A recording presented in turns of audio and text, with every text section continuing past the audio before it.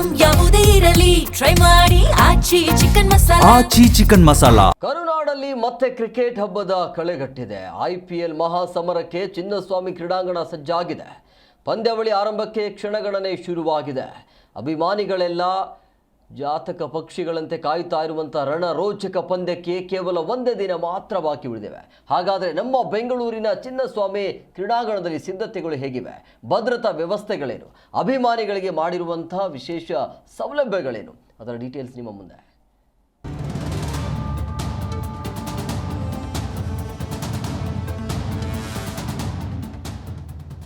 ಕರುನಾಡಿನಲ್ಲಿ ಶುರುವಾಯಿತು IPL fever. Chinnaswamy stadium ಸುತ್ತ ಖಾಕಿ high alert, CCTV monitoring, police ಕಣ್ಗಾವಲು. ಹೌದು, ಕ್ರಿಕೆಟ್ ಅಭಿಮಾನಿಗಳು ತುದಿಗಾಲಿನಲ್ಲಿ ನಿಂತು ಕಾಯುತ್ತಿರುವ IPL ಹಬ್ಬ ಬೆಂಗಳೂರಿನಲ್ಲಿ ಶುರುವಾಗ್ತಾ ಇದೆ. ನಾಳೆಯಿಂದ ಚಿನ್ನಸ್ವಾಮಿ ಕ್ರೀಡಾಂಗಣದಲ್ಲಿ ಹೈ ವೋಲ್ಟೇಜ್ ಪಂದ್ಯ ನಡೆಯಲಿದ್ದು, ರಾಯಲ್ ಚಾಲೆಂಜರ್ಸ್ ಬೆಂಗಳೂರು ಹಾಗೂ ಸನ್ರೈಸರ್ಸ್ ಹೈದರಾಬಾದ್ ತಂಡಗಳು ಮುಖಾಮುಖಿಯಾಗ್ತಾ ಇವೆ. ಪಂದ್ಯದ ಕಾವು ಈಗಲೇ ತಾರಕಕ್ಕೇರಿದ್ದು, ಮೈದಾನದಲ್ಲಿ ಬೆರುಸಿನ ಸಿದ್ಧತೆಗಳು ಹಗಲಿರುಳು ನಡೀತಾ ಇವೆ. ಯಾವ ರೀತಿ ತಯಾರಿಯಲ್ಲಿ ಸಿಬ್ಬಂದಿಗಳು ತೊಡಗಿದ್ದಾರೆ ಅಂತ. ನಾಳೆ ಇದೇ ಒಂದು ಗ್ರೌಂಡಲ್ಲಿ IPL ಮ್ಯಾಚ್ ಕೂಡ ನಡೆಯುತ್ತೆ. ಆದರೆ ಈ ಬಾರಿ ಕಳೆದ ವರ್ಷ ಚಿನ್ನಸ್ವಾಮಿ ಕ್ರೀಡಾಂಗಣದ ಬಳಿ ನಡೆದ ಕಾಲ್ತುಳಿತ ದುರಂತದಲ್ಲಿ ಮೃತಪಟ್ಟವರ ಆತ್ಮಕ್ಕೆ ಗೌರವಾರ್ಥವಾಗಿ BCIU ಇದೀಗ IPL 2026ರ ಉದ್ಘಾಟನಾ ಸಮಾರಂಭ ರದ್ದುಗೊಳಿಸಿದೆ. ಸೊ ಹೀಗಾಗಿ ಮಾರ್ಚ್ 28ರಂದು ಚಿನ್ನಸ್ವಾಮಿ ಕ್ರೀಡಾಂಗಣದಲ್ಲಿ RCB ಮತ್ತು SRH ನಡುವೆ ನೇರವಾಗಿ ಉದ್ಘಾಟನಾ ಪಂದ್ಯ ಕೂಡ ನಡೆಯುತ್ತೆ. ಈ ಹಿಂದೆ 2019ರಲ್ಲಿ ಪುಲ್ವಾಮಾ ದಾಳಿ ಸಂದರ್ಭದಲ್ಲಿ ಕೂಡ ಭೂಸೇನೆಯ 40 ಸೈನಿಕರ ಗೌರವಾರ್ಥವಾಗಿ ಉದ್ಘಾಟನಾ ಕಾರ್ಯಕ್ರಮವನ್ನು ರದ್ದುಗೊಳಿಸಲಾಗಿತ್ತು. ಸೊ ನಾಳೆ ಕಾಲ್ತುಳಿತ ದುರಂತದಲ್ಲಿ ಸಾವಿಗೀಡಾದ 11 ಮಂದಿಯ ಗೌರವಾರ್ಥವಾಗಿ BCCIನಿಂದ ಈ ನಿರ್ಧಾರವನ್ನು ಕೂಡ ಕೈಗೊಳ್ಳಲಿರುವಂಥದ್ದು. ಕಳೆದ ಬಾರಿ RCB ಸಂಭ್ರಮಾಚರಣೆ ವೇಳೆ ಕ್ರೀಡಾಂಗಣದ ಒಳಗೆ ಹಾಗೂ ಹೊರಗೆ ಉಂಟಾಗಿದ್ದ ನೂಕು ನುಗ್ಗಲು ಮತ್ತು ಸಣ್ಣ ಪುಟ್ಟ ಅವಘಡಗಳು ಮತ್ತೆ ಮರುಕಳಿಸಬಾರದು ಎಂಬ ನಿಟ್ಟಿನಲ್ಲಿ ಈ ಬಾರಿ ಆಯೋಜಕರು ಮತ್ತು ಪೊಲೀಸ್ ಇಲಾಖೆ ಹಿಂದೆಂದಿಗಿಂತಲೂ ಹೆಚ್ಚಿನ ಮುಂಜಾಗ್ರತಾ ಕ್ರಮಗಳನ್ನು ಕೈಗೊಂಡಿದೆ. ಪೊಲೀಸ್ ಇಲಾಖೆ ಹಾಗೂ KSCA ಜಂಟಿಯಾಗಿ ಹದ್ದಿನ ಕಣ್ಣಿಟ್ಟಿವೆ.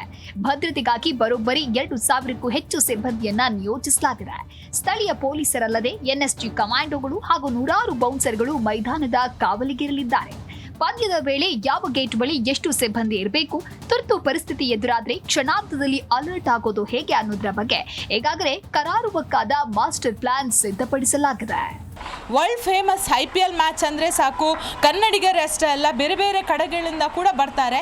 ಸದ್ಯ ನೀವು ಏನು CCTV ದೃಶ್ಯವನ್ನು ನೋಡ್ತಾ ಇದ್ದೀರಾ, ಇದು ಸಂಪೂರ್ಣವಾಗಿ CCTV ಕಣ್ಗಾವಲಿನಲ್ಲಿರುತ್ತೆ. ಪ್ರತಿ ಗೇಟಲ್ಲೂ ಕೂಡ CCTVಯನ್ನು ಅಳವಡಿಕೆ ಮಾಡಿದ್ದಾರೆ. ಸೊ ಕಳೆದ ಬಾರಿ ನಾವು ನೋಡ್ಬೋದು, ಬಹಳಷ್ಟು ಮಂದಿ ಮರ ಹತ್ತಿದ್ರು, ಅಂದರೆ ಗೇಟನ್ನು ಮುರಿದಿದ್ರು, ಈ ರೀತಿಯಾದಂತಹ ಅವಾಂತರಗಳನ್ನು ಸೃಷ್ಟಿ ಮಾಡಿದರು. ಸದ್ಯ ನೀವೇನು ದೃಶ್ಯದಲ್ಲಿ ಕೂಡ ನೋಡ್ತಾ ಇದ್ದೀರಾ, ಪ್ರತಿಯೊಂದನ್ನು ಕೂಡ ಸಿಬ್ಬಂದಿಗಳು ಇವತ್ತಿನಿಂದಲೇ ಮಾನಿಟರಿಂಗ್ ಮಾಡೋ ಮೂಲಕ ಎಲ್ಲೆಲ್ಲಿ ಯಾವ ರೀತಿಯಾದಂತಹ ಸೂಕ್ಷ್ಮ ಹೆಜ್ಜೆಗಳನ್ನು ಇಡಬೇಕು ಅನ್ನೋ ನಿಟ್ಟಿನಲ್ಲಿ ಈಗಾಗಲೇ ಸಿಬ್ಬಂದಿಗಳು ಅದಕ್ಕೆ ಬೇಕಾದಂತಹ ತಯಾರಿಗಳನ್ನು ಕೂಡ ಮಾಡ್ತಾ ಇದ್ದಾರೆ. ಭದ್ರತೆಯ ದೃಷ್ಟಿಯಿಂದ ಕ್ರೀಡಾಂಗಣದ ಸುತ್ತಮುತ್ತ ಕಟ್ಟುನಿಟ್ಟಿನ ನಿಯಮಗಳನ್ನು ಜಾರಿಗೆ ತರಲಾಗಿದೆ.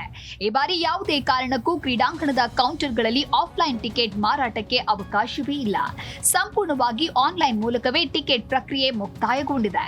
ಹೀಗಾಗಿ ಕೈಯಲ್ಲಿ ಟಿಕೆಟ್ ಇಲ್ಲದವರು ಸ್ಟೇಡಿಯಂ ಆವರಣದ ಹತ್ತಿರವೂ ಸುಳಿಯುವಂತಿಲ್ಲ. ಇನ್ನು ಪಂದ್ಯ ವೀಕ್ಷಿಸಲು ಬರುವ ಅಭಿಮಾನಿಗಳ ಅನುಕೂಲಕ್ಕಾಗಿ ವಿಶೇಷ ಸಾರಿಗೆ ವ್ಯವಸ್ಥೆ ಮಾಡಲಾಗಿದೆ.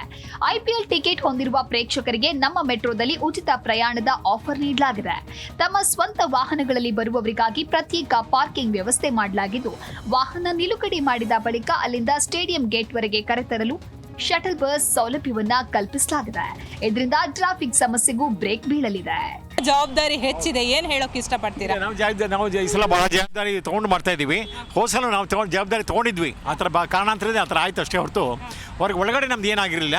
ಈ ಸಲ ಜವಾಬ್ದಾರಿ ತುಂಬ ತೊಗೊಂಡಿದ್ದಾರೆ.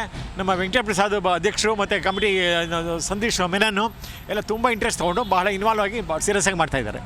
ತುಂಬ ಚೆನ್ನಾಗಿ ಸಕ್ಸಸ್. ಅಭಿಮಾನಿಗಳು ಬಂದಾಗ ಯಾವ ರೀತಿ ಕ್ರೌಡನ್ನು ಕಂಟ್ರೋಲ್ ಮಾಡ್ತೀರಾ? ಹಾಗೆಯೇ ಟಿಕೆಟ್ಗೆ ಯಾವ ರೀತಿ ವ್ಯವಸ್ಥೆ ಮಾಡಿದ್ದೀರಾ? ಅದಕ್ಕೆಲ್ಲ ಈಗ ಪೊಲೀಸರ ವ್ಯವಸ್ಥೆ ಆಗಿದೆ. ಪೊಲೀಸರು ತುಂಬ ಚೆನ್ನಾಗಿ ಕೆಲಸ ಮಾಡ್ತಾ ಇದ್ದಾರೆ. ನೀನು ಒಂದು ವಾರದ ಕೆಲಸ ಸುಮಾರು 2,000 ಜನ ಪೊಲೀಸ್ ಇದಕ್ಕೆ ಕೆಲಸ ಮಾಡ್ತಾ ಇದ್ದಾರೆ. ಟಿಕೆಟ್ ಎಲ್ಲ ಆನ್ಲೈನ್ ಮಾಡಿರೋದ್ರಿಂದ ಏನು ತೊಂದರೆ ಇಲ್ಲ, ಎಲ್ಲ ಆನ್ಲೈನಲ್ಲಿ ಬರ್ತಾ ಇದೆ, ಯಾವುದೇ ಟ್ರಾನ್ಸಾಕ್ಷನೇ ಇಲ್ಲ. ಇನ್ನು ಪ್ರೇಕ್ಷಕರ ಸುಗಮ ಸಂಚಾರಕ್ಕಾಗಿ ಬರೋಬ್ಬರಿ 40ಕ್ಕೂ ಹೆಚ್ಚು ಗೇಟ್ಗಳ ವ್ಯವಸ್ಥೆ ಮಾಡಲಾಗಿದೆ.